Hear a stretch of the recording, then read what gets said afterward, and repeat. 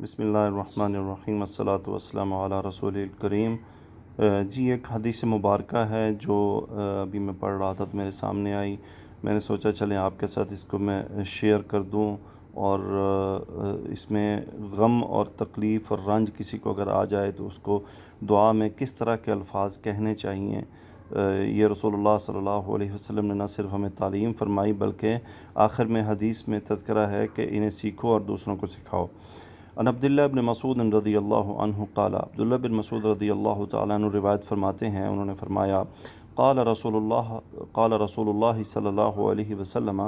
رسول اللہ صلی اللہ علیہ وسلم نے فرمایا، من اصابہ ہم او حزن فلیقل، جسے کوئی تکلیف یا غم یا رنج و ملال پہنچے تو اسے چاہیے کہ وہ یہ کہے، اللہم انی عبدک وابن عبدک وابن امتک، اے اللہ میں تیرا بندہ ہوں، تیرے بندے کا بیٹا ہوں، تیری بندی کا بیٹا ہوں،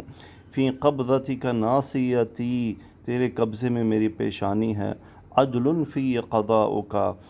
تیرے فیصلوں میں انصاف ہے، عدل ہے، ماضٍ فی حکمک، میرے بارے میں تیرا حکم جاری ہوا، اسألک بکل اسم ہو لک، میں تجھ سے سوال کرتا ہوں تیرے ہر اس نام سے جو تیرا ہے، سمیت بہ نفسک، وہ نام جو تو نے خود کو دیا ہے، او انزلتہ فی کتابک، یا تو نے اسے اپنی کتاب قرآن میں نازل فرمایا ہے، او علمتہ احدا من خلقک، یا تو نے اپنی مخلوق میں سے کسی کو سکھایا ہے، او استأثرت بہ فی علم الغیب عندک، یا تو نے اپنے علم غیب میں اس کو اپنے پاس رکھ لیا ہے، ان تجعل القرآن ربیع قلبی، یا اللہ قرآن کو میرے دل کی بہار بنا دے، ونور صدری، اور میرے سینے کا نور بنا دے، وذہاب ہمی وجلاء حزنی، میرے غم اور میرے رنج و ملال کے جانے کا ذریعہ بنا دے۔ قال رسول اللہ صلی اللہ علیہ وسلم، آپ علیہ الصلاۃ والسلام نے فرمایا، ما قالہن مہموم قط الا اذہب اللہ ہمہ،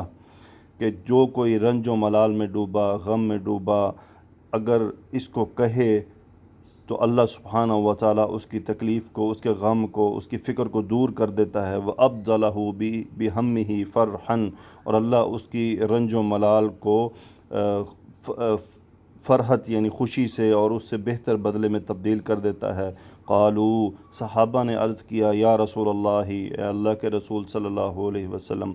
افلا نتعلمہن، کیا ہم ان کلمات کو سیکھ نہ لیں؟ قال، آپ صلی اللہ علیہ وسلم نے فرمایا، بلا، کیوں نہیں،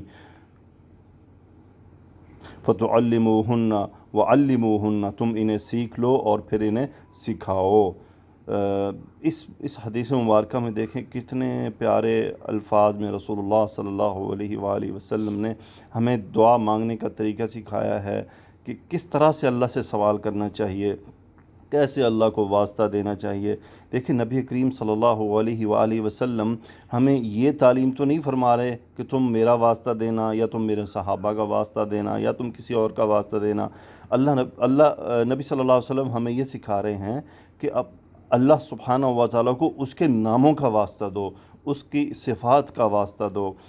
دیکھیں کتنے پیارے انداز میں رسول اللہ صلی اللہ علیہ وآلہ وسلم نے ہمیں سکھایا ہے۔ اللہ سبحانہ و تعالیٰ تمام پریشان اور غمگین اور فکر مند لوگوں کی فکروں کو دور فرمائے، اور ہمیں اسی طرح اللہ سے مانگنے کی توفیق عطا فرمائے کہ جس طرح سے رسول اللہ صلی اللہ علیہ وآلہ وسلم نے ہمیں سکھایا ہے۔ سبحانک اللہم و بحمدک، اشہد ان لا الہ الا انت، استغفرک و اتوب الیک۔ اللہم صلی علی سیدنا و مولانا محمد وعلی آلہ و اصحابہ وبارک وسلم تسلیما کثیرا، آمین یا رب العالمین۔